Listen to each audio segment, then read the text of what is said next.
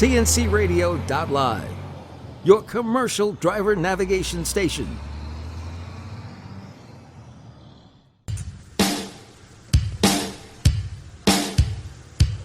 Good afternoon. This is TNCRadio.LIVE, and this is the Truckers Network Radio Show with your host, Shelley Johnson. Thank you, Tom. I appreciate that. Yes, this is the Truckers Network Radio Show on TNCRadio.LIVE, where we offer the entertainment, sports, weather, traffic, and news that commercial drivers want to hear. You know, many drivers are really into their semis, as you can tell by all the chrome and the chicken lights and everything else. And a lot of our listeners are totally into classic trucks. Today we have Doug Maney, Director of Public Relations with the Antique Truck Club of America. He's going to tell us about the National Meet, which is a truck show that's going to be held this year in Macungie, Pennsylvania. And everyone's excited because so many truck shows were canceled last year. This features all kinds of classic semis and trucks. Welcome, Doug. I'm so glad you're on the show with us today. Well, thank you very much for having me. I'm excited to be here. And we're excited, too, if you could tell us where and when your event's going to be and what are people going to be able to see and do there? Well, Macungie, Pennsylvania is the home of the Antique Truck Club of America National Meet. It's been held there for 40 years. It's always the same weekend every year. It's Father's Day weekend, and it is the Friday and Saturday prior to Father's Day, and that is June 18th and 19th this year. We like to have the show at the same spot and keep it from moving around so everybody knows when it is and where to find it. That's a good idea, so they can just put it on their map and then they don't have to think about it when they drive there.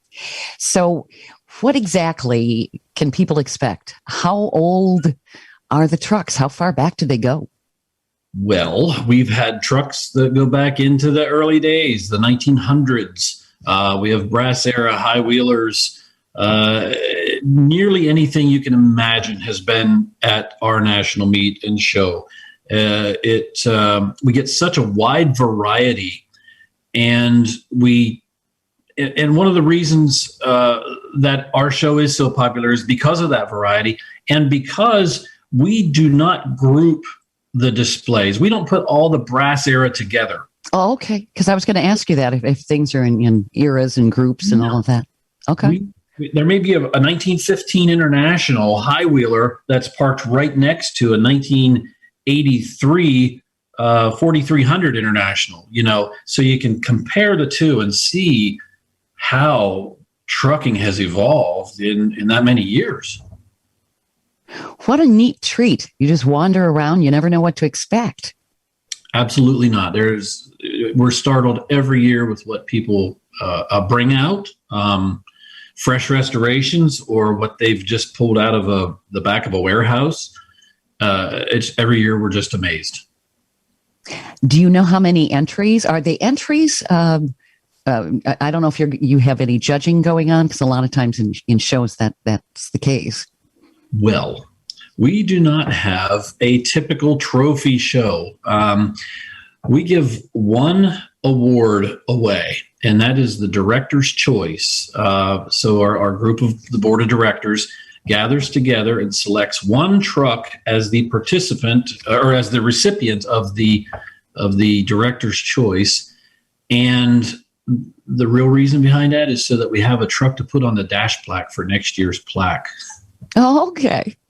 It's a huge honor. I mean, but it's been trucks that, like I said, were pulled out of a warehouse and are cleaned up or not, and it's been completely restored works of art everywhere in between. It's just whatever strikes our fancy that year. How many people are going to be entering their trucks this year? Do you know? Or boy, that is a good question. Our pre-registrations are up. If that's any indication, which it typically is, in 2019 we had over 850 trucks. Woo! Very cool. Yeah, it's in a small privately owned town park. So in the trees and the grass and the, just a beautiful, beautiful setting. At 850, we were jammed. But we're making some arrangements this year and some adjustments to our field to hopefully go beyond that. We know some folks will be a little leery of coming out because of all that's been happening. But those who are excited and ready and willing may bring their whole fleet rather than just one or two. I don't know. I think people are tired of being afraid to go someplace. I think people are anxious to get these shows going again. We've been very excited to see some of the shows that have kind of just popped up. It's like, oh, really? You're going to do it? Because last we heard they were canceled or weren't planning on doing something, and then now all of a sudden they're doing it because people are excited to get out of their house and go do something. Yeah, shed their bubble wrap and get out and have some fun. Yeah.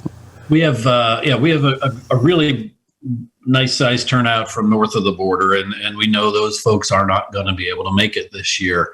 So that's disappointing to us, but really disappointing to them. They truck their antiques down from Canada and love the show, and we love having them. But this year is just not going to work out for that. But so that'll cut down some of the number. But I think the others who are just so tired of being pent up will come out and fill in some of those blanks. It's just a fantastic weekend. We have a flea market that is just an unbelievable truck-related flea market. There have been some just unbelievable purchases made there that, of things that just extremely rare, extremely hard to find. It's just a great time, just a great event, family friendly. We just try to roll out the red carpet for everybody. Well, I would think it would be fascinating because you can see all the different vintages, and what a great family day. You take your kids and say, look, this is what great grandpa used to drive, that sort of thing. And they can be amazed. Wow. How fast did that go? Well, not real fast, but yes, but the roads wouldn't handle a fast truck. Yeah, that's why, and I specifically kind of mentioned the 1915 International because that's what my grandfather started driving. And several years ago, my father and my younger nephew, got to sit up on one and get their picture taken. And, how neat! It was a real tie back to what my grandpap used to drive. So that happens every year, probably numerous times through the day. It was a tough job with those older trucks because they rode, like my father would say, like a lumber wagon, not real well. In some instances, that's all they were lumber wagons with engines. Yeah. Horizontally opposed engines, 2-cylinder, just, they were wagons, essentially that were self-propelled. And throughout the day, you'll hear one fire up and go driving out. It's not a static show. For the most part it is, but there are occasions where some trucks drive around and have to leave or get to go. But, it's a tremendous learning experience, for young people who are interested in how did that stuff work. Oh yeah, it's there. Well, and the owners are more than willing to share. That's half the fun. Talking to the owners, talking to them about how they've maybe restored the vehicle, because they take great pride in it, and they can tell you anything and everything about that particular vintage.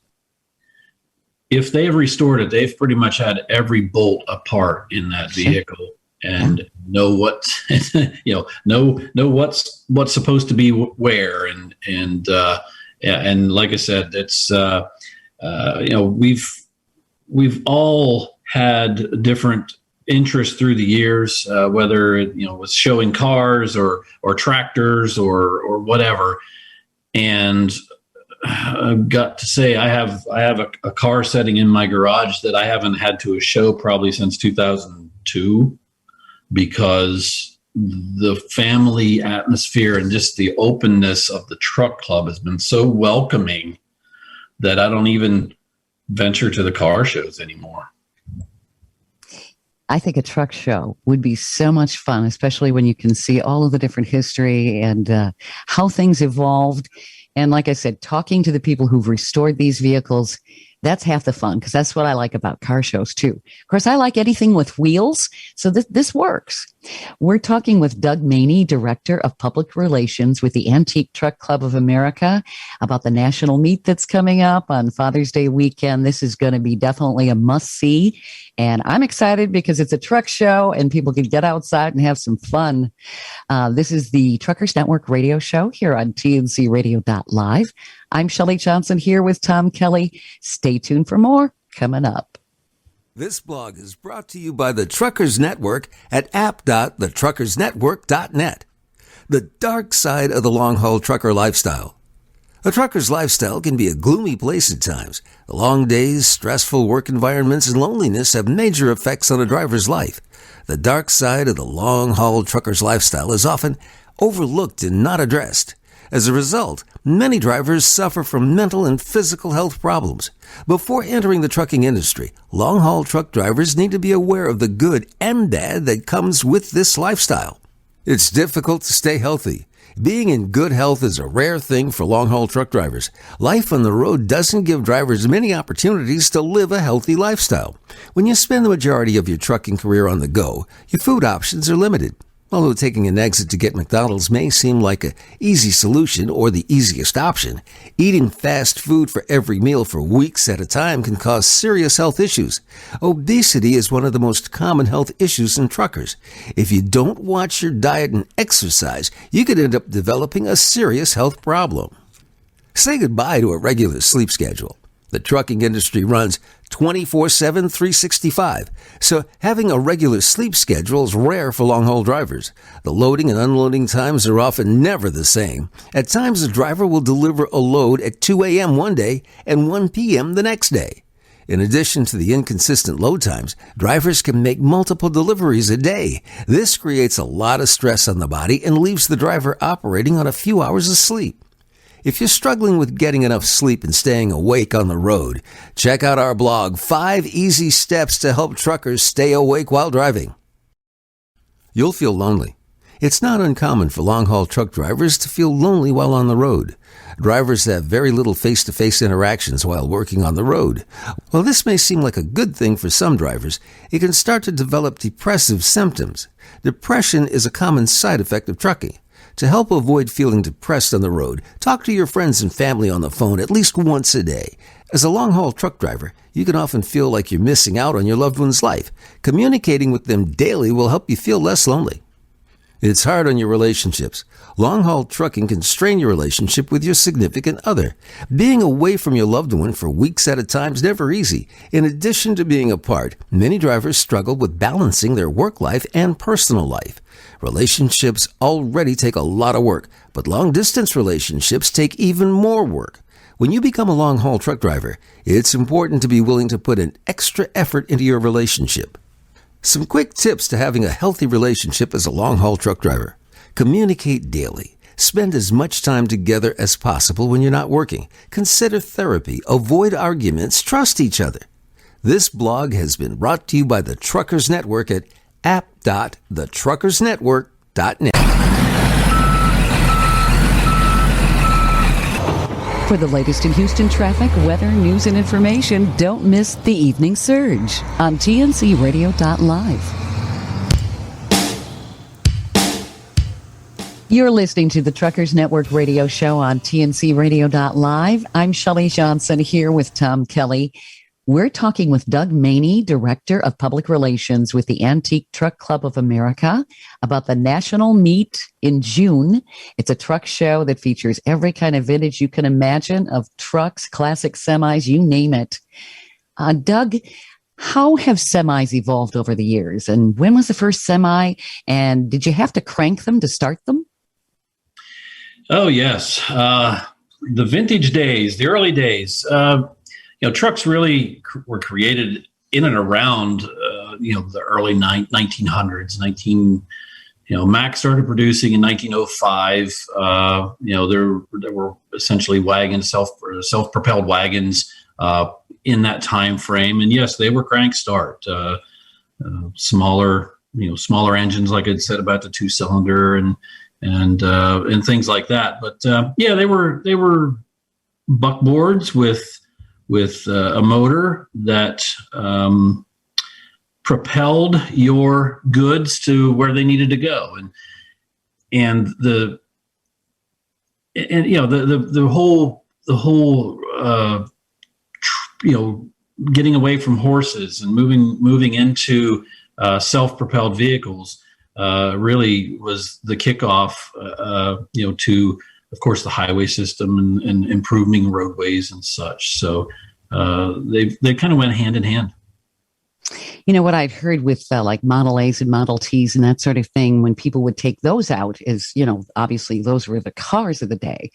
You could expect to have a flat just about any time you took it out. Was that the same with the first semi, if you will? It wasn't really a semi per se, but yeah. Truck. Yeah, the trucks, most of the early trucks were hard rubber tired. Okay. Solid rubber tires. The rubber compounds, vulcanizing, that process wasn't really perfected in the early days. Weight carrying capabilities of a pneumatic tire, it just wasn't there. Plus, the big thing were the road conditions.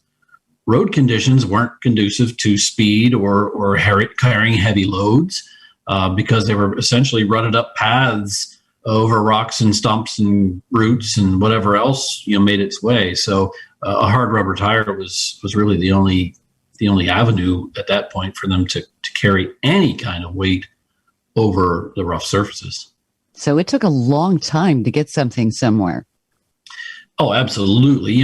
When you look at the trucking industry, it was regional at best, citywide or townwide or maybe countywide, I guess at one point. But your railhead came into town and to your depot, and what goods did get shipped in were picked up at the depot, ultimately by trucks and delivered around a small radius. It wasn't till the roadways improved that the trucks got larger and were able to carry more weight and go a little faster, and allowed the industry really to kick off. Yeah, the top speed, people thought 45 miles an hour was super fast.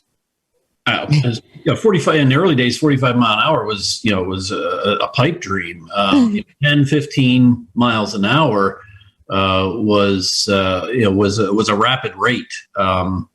Once you get out of town, so to speak, where the roads weren't maintained or properly maintained, you crawled along. I think everybody's seen the video of the Model T going through the rutted muddy trail, Sure. and that's what it was. That was how it was.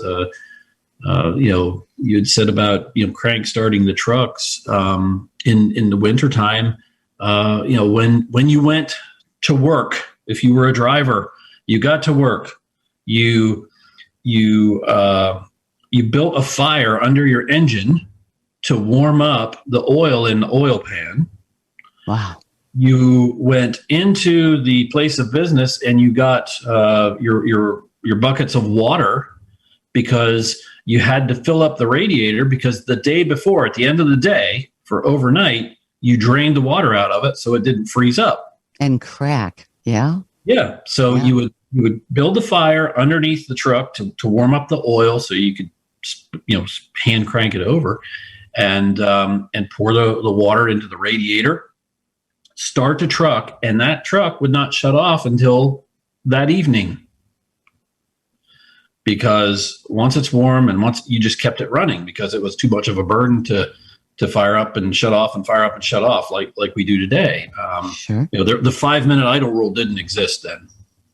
Now, were they gasoline engines or diesel? at that They point? They were gasoline. Okay.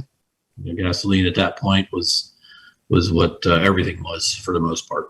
And they didn't have glass except for the windshield. Didn't they have like curtains or something? So it was really cold.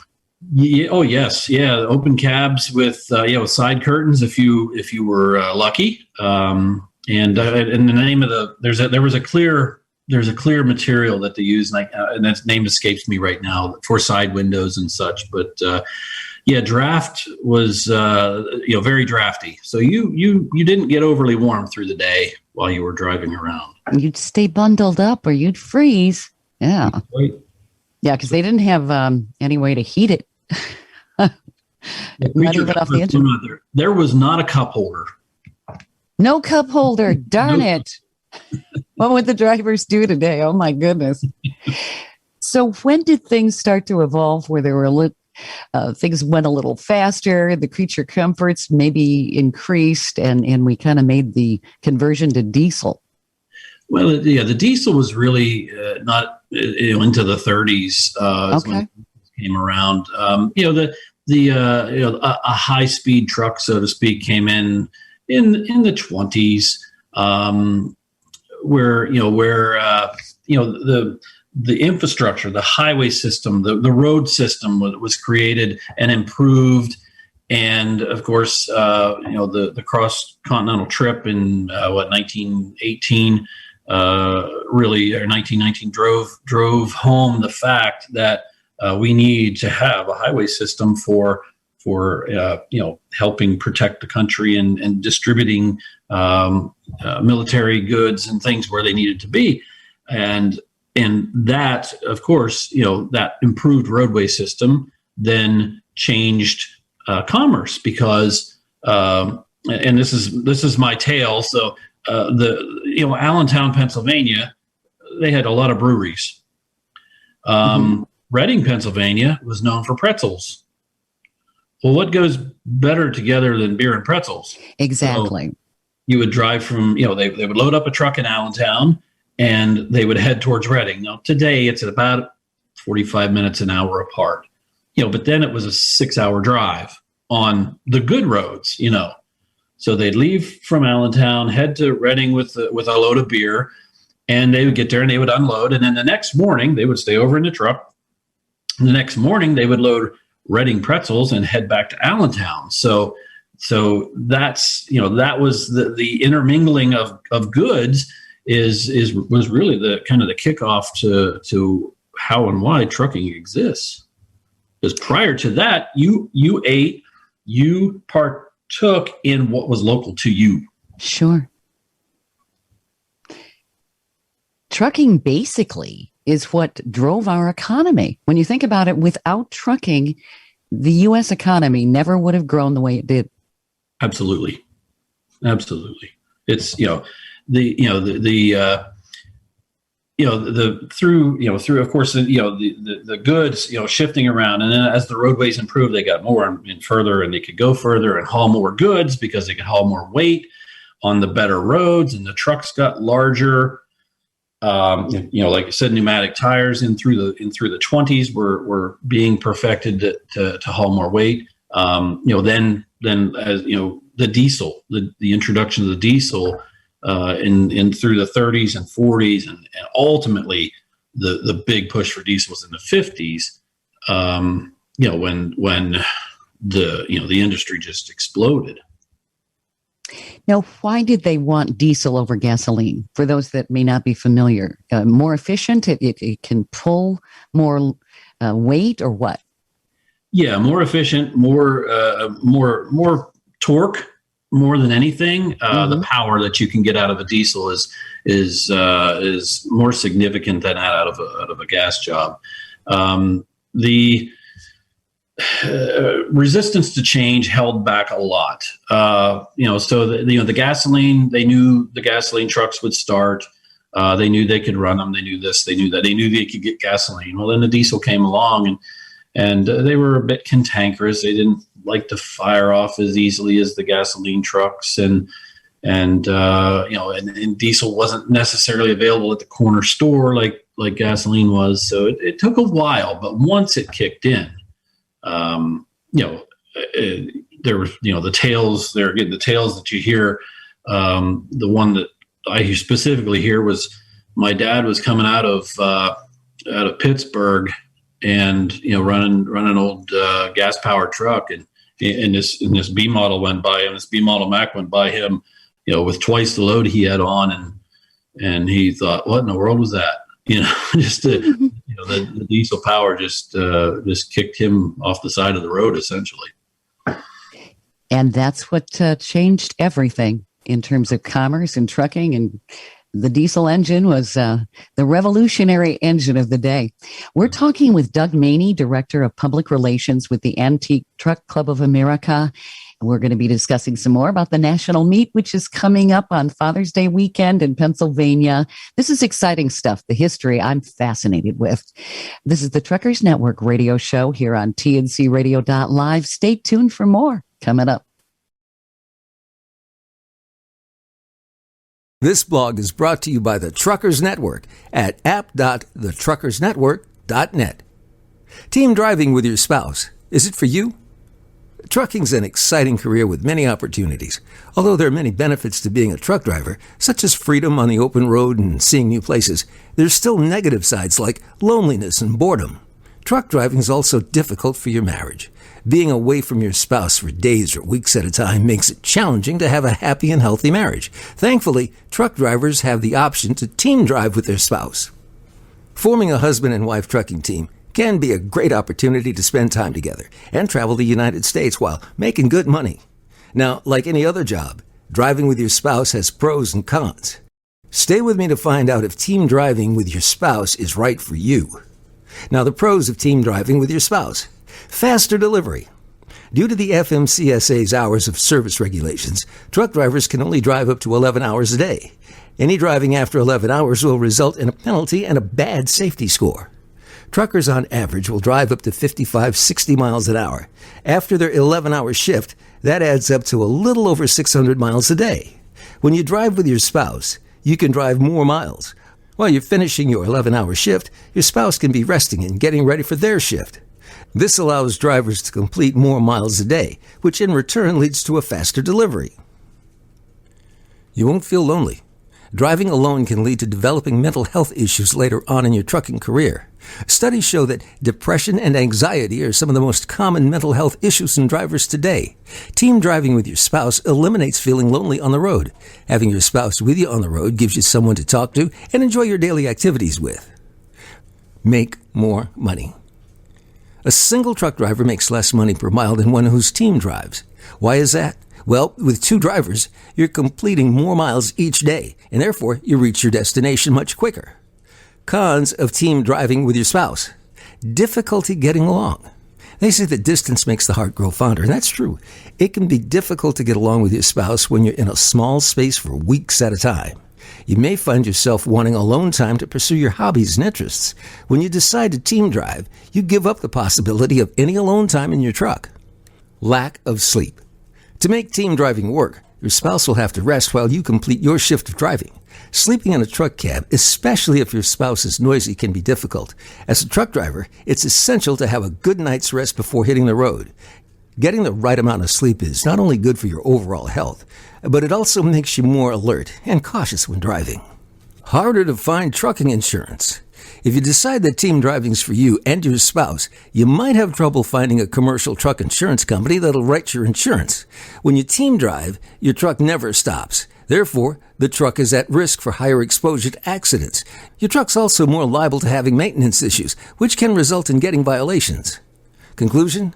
Driving with your spouse has many pros and cons. Our advice to you is to take a look at the pros and cons and determine if this is the right career path for you and your spouse. Trucking with your spouse can lead to many great memories. This blog was brought to you by the Truckers Network at app.thetruckersnetwork.net. For the latest in Houston traffic, weather, news, and information, don't miss the Evening Surge, weekdays from 4 to 6 p.m. on TNCRadio.LIVE. You're listening to the Truckers Network radio show on TNCRadio.LIVE. I'm Shelley Johnson here with Tom Kelly. We're talking with Doug Maney, the Director of Public Relations with the Antique Truck Club of America, and the national meet that's going to be happening later this month. It's going to be really exciting in Pennsylvania, actually Macungie, Pennsylvania. You know, Doug, your history of semis, I know you're just touching on some of the highlights, but it's fascinating. I had read that a lot of the world wars had a lot to do with how trucks evolved. And in the early days, you really couldn't be a lightweight to drive them. They rode hard, they steered hard. The braking systems were quite primitive. How did all that work with the cab and the trailer? I would imagine drivers had a lot of challenges. Every day was a challenge to them. The wartime, the evolution of the vehicles through wartime, helped significantly with the braking situation and power. Like I said, through the 40s, the really push on for diesel. Because most of the military vehicles were gasoline powered. So while they were working with those, they were evolving the diesel power to take over here. In the civilian trucking areas. But no power steering. Rudimentary. Creations in the early days. You look at them, you'd think the early trucks that were built, in a shed out back, and in a lot of cases they were. Each town had, their own truck manufacturers. At one time, there were 550 truck manufacturers. Wow. That they each built their own, regional truck, and if you were in that region, you bought that company's truck because. Where do you get parts for that truck from over in, Detroit? If you're in Hendersonville, North Carolina, you don't want that Detroit truck. You want the Henderson truck. Yeah. So there was no standardization in parts either then? No. Everybody did their own thing. And the military helped with that, helped with standardizing, but, in through and down the road. But, there again, the trucking industry kind of fed itself into being more standardized and being able to buy, that truck from Detroit in North Carolina, because they were now hauling parts and moving parts around. So, it's just the history of the trucking industry is incredible. And tie back to the show. You can come to the show, the national meet at Macungie Memorial Park, and you can see the evolution, and you can experience the evolution. You can watch a guy crank start, that old high wheeler, and you can see the guy polishing the stainless bumper on his, at this point, this is tough to say, but antiques this year are 1996s. Wow. Yeah. One doesn't think that, but yeah. But a 1996, era truck is an antique, and it can come to the show. So everywhere in between, from no windows to air conditioning, and everywhere in between. I bet those old vehicles are really cool to hear. They're probably really loud too. Yes, there are. You will definitely hear. Some very unique engines. I would imagine, and I'll go out on a limb and say there will be a Hall Scott powered Mack there that will fire up occasionally just so people can hear the engine. It has happened the last few years, and it draws a crowd. There's always something to see, always something to do. Like I said, we try to tie it in for the family. We do not charge spectators a fee to get in. You can, it's wide open. We don't have fences. We don't have gates, so you can park anywhere and walk right into the show. That it's not about funding the club. It's about promotion of the history and promotion of the hobby and our family. That's what it's about. That is so neat. I bet you have people from all over the country that come to see this, because it's where else can you see something like that? Really? This national meet, our national meet, the Antique Truck Club of America National Meet, is known worldwide. I don't know, 8 years ago or so, 6 years ago, I was sitting talking to a new friend from Australia. Oh, wow. Yep. And he had been trying to get to our national meet, but work and this and that just didn't work out for him. So he finally made it. And we were sitting out in the combination, the trucks and trailers, and we were just sitting there chatting. And he said, this show has a feeling. It has something. He said, I can't explain it. He said, but it has something. He said, if I can possibly make it every year from now on, I will. He said, this is a do not miss. He said, and this is I've used and I've kind of carried it over, but he looked me square in the eye and said, this is the greatest antique truck show on earth. And he had been to many, many, many all across our nation, all across his nation, in the world to see, because he was well funded, and he said there's nothing like the Antique Truck Club of America National Meet. That speaks volumes for what you're doing. That's awesome. Yep, he just said there's something about it that you can't explain, and we live it. We're used to it, so we can't experience that every year. But the newcomer and they get it, and it hooks them and reels them in. Well, when you think about it, it's character. All of these vehicles were a working part of our nation. They've got a story to tell. Oh, absolutely. Yeah, whether it's the fresh, warehouse find, barn find. Wouldn't those be cool? I've always wanted to have a barn find like. The Antique Truck Club of America magazine, double clutch. When you're a member, you get 6 issues a year, and we as the club, as the board and the organization, we'll put a truck on the cover that is not restored. I can, it doesn't have to be this pristine, flawless piece that because that person who restored that truck, yes, they love it and it's a fantastic piece, but it's no more fantastic than that one that's been preserved. Right. Well, when you think about it, when the truck was out working, doing its job, it was not pristine. Nope. And I'm a firm believer in the preservation. Our kind of common phrase is the truck can only be original once. Right. You can repaint it 100 times, but it can only be original once. And the originality is what really fits in with our mission statements: the restoration or the preservation, restoration, operation of antique trucks. That's what we're really about.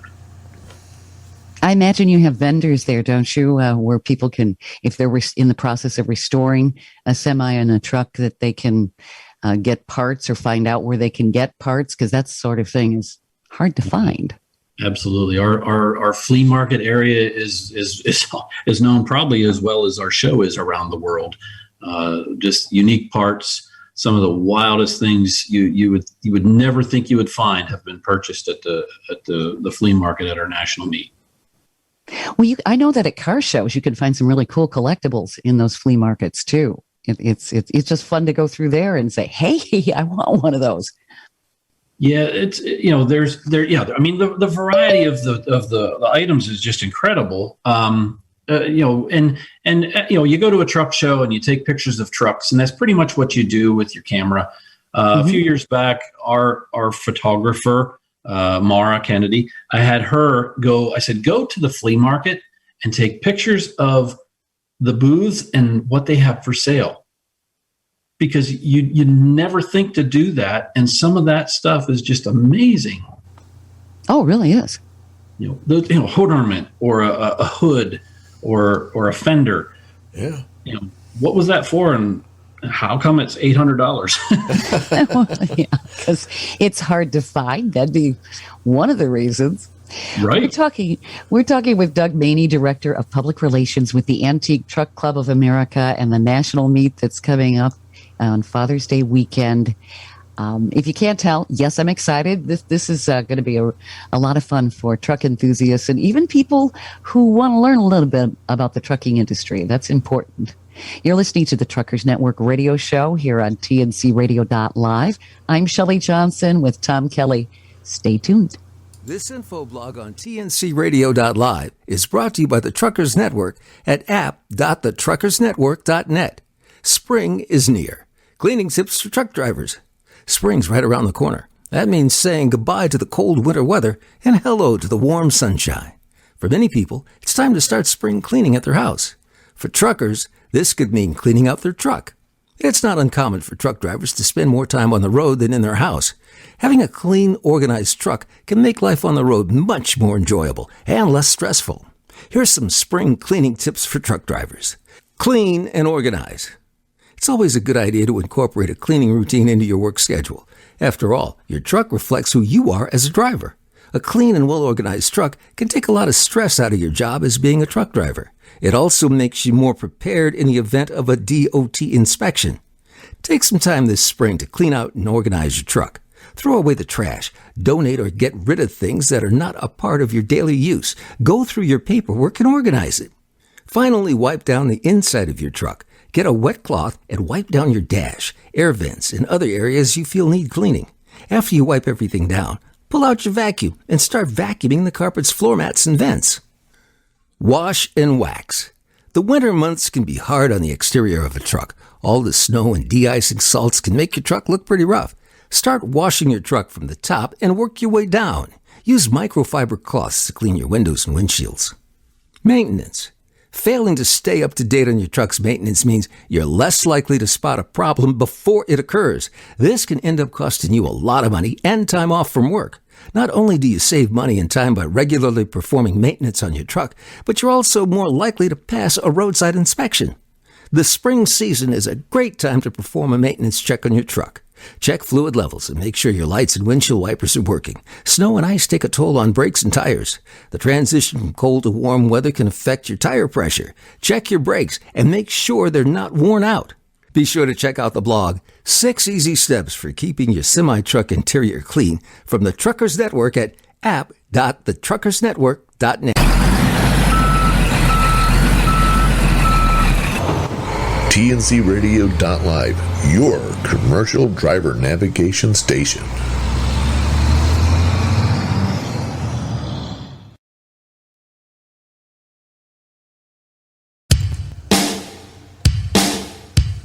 This is the Truckers Network radio show on TNCRadio.LIVE. I'm Shelley Johnson here with Tom Kelly.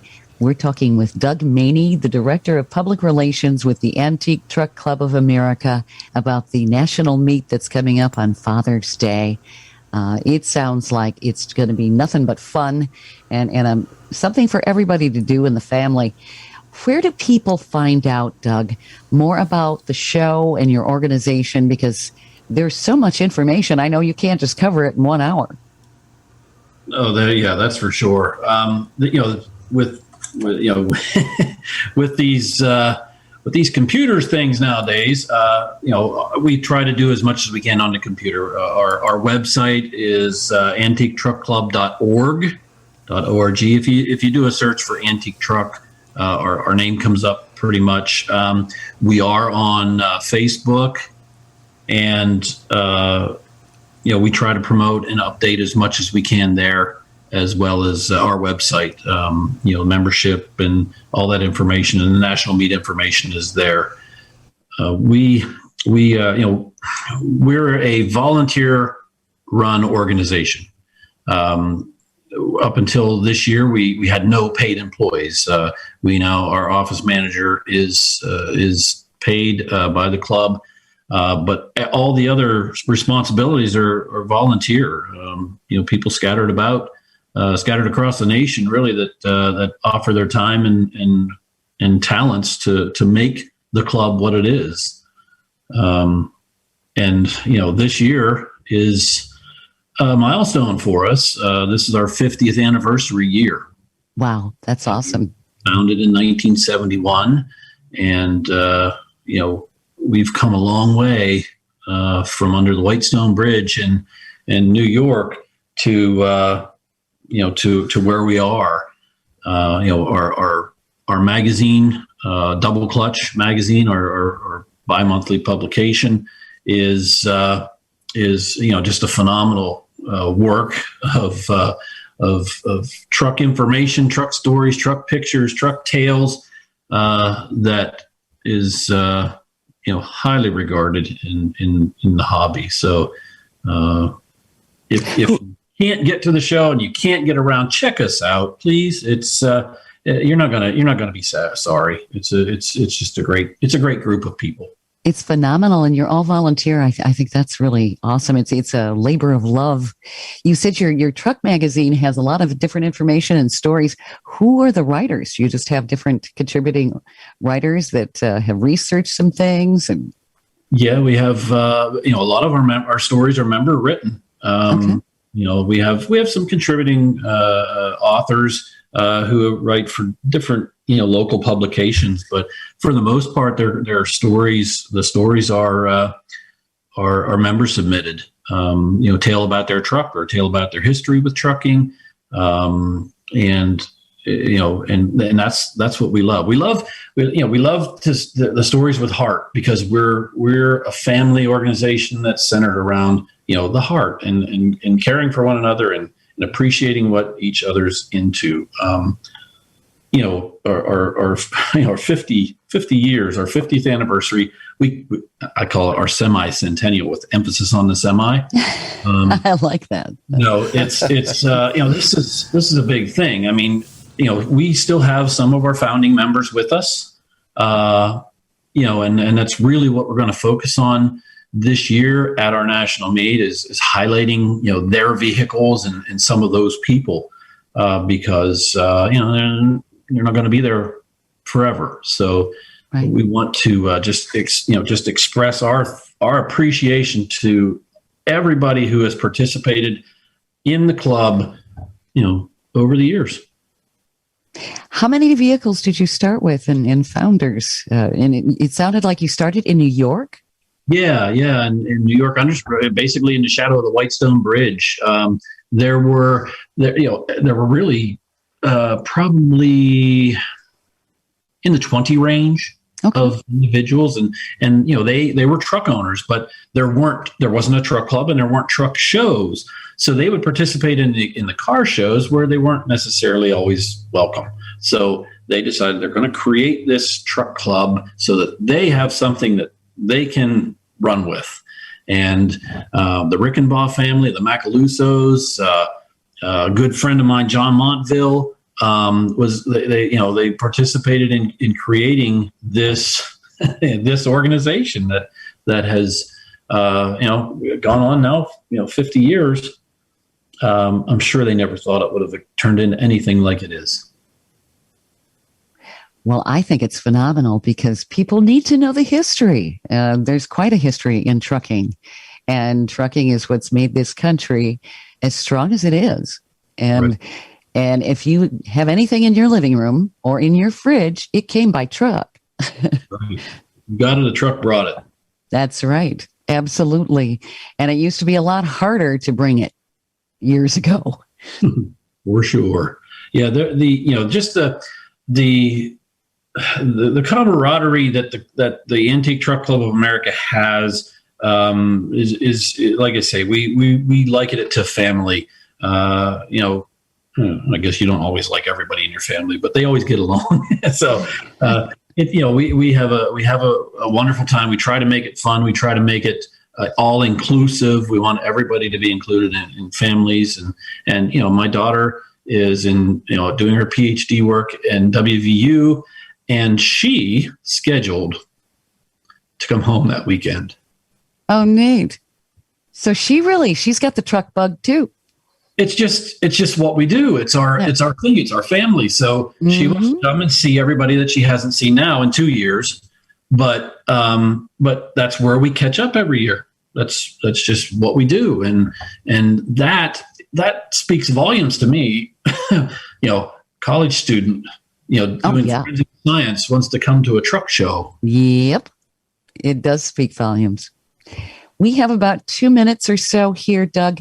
If you want to let everybody know how they can find your organization, find out more about the show, and the times and all that good stuff, because they want to know, they'll want to get there early, I'm sure. Absolutely. Yeah. Trucks start rolling in Friday, the 17th, Thursday, the 17th. The big day is Friday, the 18th, and Saturday, the 19th. All of the information on the Antique Truck Club of America is available online at the antiquetruckclubofamerica.org or antiquetruckclub.org, either one.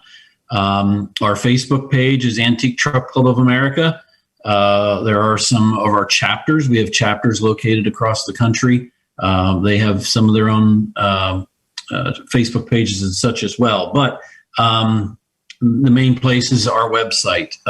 The show hours, 8 o'clock till 6, but you don't have to run out of the park. Like I say, it's not gated, it's not fenced in, it's not locked up. So 8 o'clock in the morning till dark. And some of my favorite times to walk around is 7 o'clock in the evening when everybody's kind of back at their hotels or doing whatever they're doing, and you can just study things. So, and there's people around, don't get me wrong, but it is well worth checking out. We are trucking people, and our chapter, Central Pennsylvania chapter, created a shirt a couple years ago, and on the back it says, "We are trucking nuts." And that's who we are. I like that. We invite everybody to join us and come on out, have a great weekend, spend it with your family. You will not be sorry. The greatest antique truck show club in the world, greatest antique truck show in the world. Period. It sounds like it. It sounds like an absolute blast. And I can see why your daughter's coming home for college to see it. Absolutely. Thank you so much, Doug. We've been talking with Doug Maney, the Director of Public Relations with the Antique Truck Club of America. The national meet's coming up. You can't miss it. Thanks so much for listening to this podcast. For more information regarding our podcast, reuse, copyrights, etc., please visit our website, www.TNCRadio.LIVE.